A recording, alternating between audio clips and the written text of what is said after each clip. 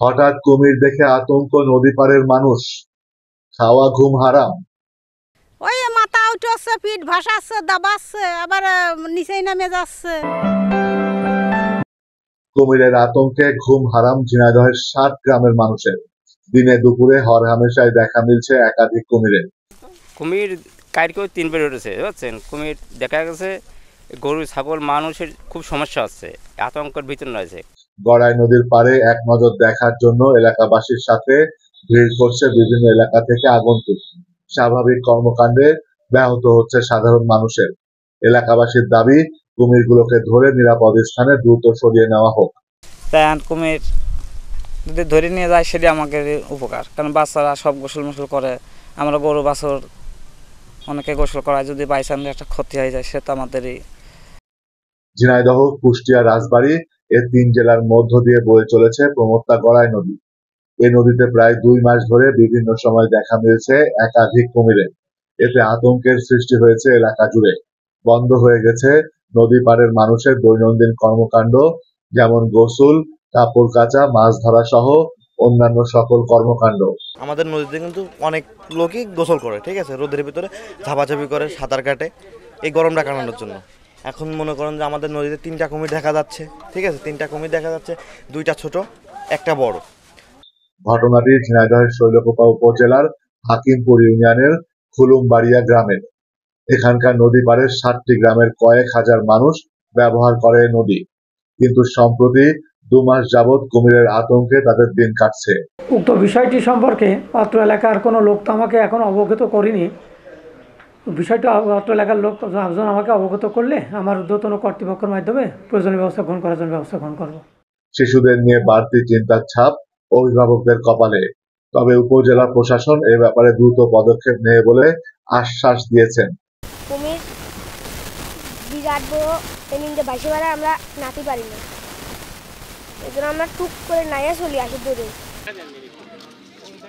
শৈলকুপা উপজেলার হাকিমপুর ইউনিয়নের খুলুমবাড়িয়া নামক জায়গায় গড়াই নদীতে একটি কুমির দেখা গিয়েছে। তো আমরা প্রশাসনিকভাবে যারা এলাকাবাসী আছেন তাদেরকে আমরা সতর্ক করার ব্যবস্থা করেছি, এবং কেউ যাতে এই মুহূর্তে নদীতে না নামে সে বিষয়ে প্রত্যেককে সচেতন থাকার জন্য বলা হয়েছে।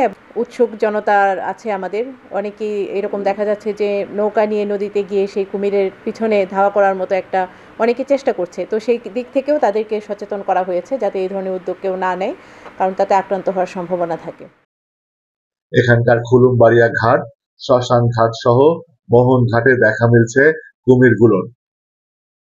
ওই প্রথমে ছিল মোহন ঘাটে 3টে কুমির ছিল। আমরা তারপর আগামীকালও গতকালও এই নইলের ঘাটে ভাসিয়েছিল, আর এখন আমরা দেখতে পাই শ্মশান ঘাটে যে মাঝে এই জায়গা ভাসেছে, কিন্তু খুব বড় কুমির, খুব বড়, হলুদ হয়ে গেছে।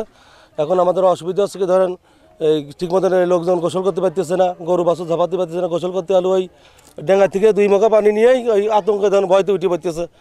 গ্রামবাসীর দেওয়া তথ্য মতে এ নদীতে 3টি কুমির আছে। স্থানীয়রা বলছে কুমির এখান থেকে ধরে নিয়ে গেলে স্বাভাবিক হয়ে যাবে তাদের জনজীবন। এখানকার 3টি জেলার গড়াই নদী পাড়ে প্রায় 20টি গ্রামের মানুষের বসবাস। না, আমরা তো আতঙ্কর ভিতরেই আছি। মানে এখন এই পশুটা ধরা বলি, মানে আমরা খুশি। গোসল করার সময় আর কি ওই সাবান দিয়ে কেবল হচ্ছে ই করতেছিল, রহমান নাম, সামনের ভাত যখনই ভাসেছে তখনই হচ্ছে গে কাপড় চাপড় ফেলা তুই।